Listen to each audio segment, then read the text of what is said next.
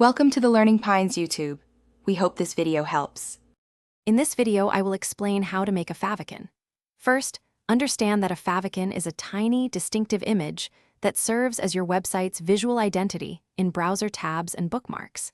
It's a crucial element for brand recognition and helps users quickly spot your site among many open tabs.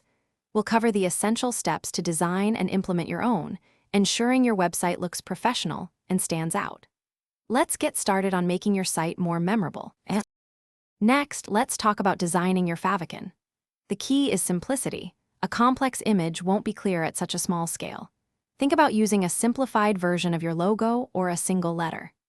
Standard sizes are 16x16, 32x32, and 48x48 pixels, but it's best to create a larger source image, perhaps 256x256 pixels, and then scale down. Remember to use a transparent background for a clean look against any browser theme. Now for generating and implementing your favicon. Once your design is ready, use an online favicon generator to convert your image into the ICO format, which is widely supported. After generating, upload this ICO file to the root directory of your website. Finally, you'll need to add a simple line of HTML code within the head section of your website's pages. This code tells browsers where to find and display your new favicon, making it visible to all your visitors. Finally, it's crucial to test your new favicon.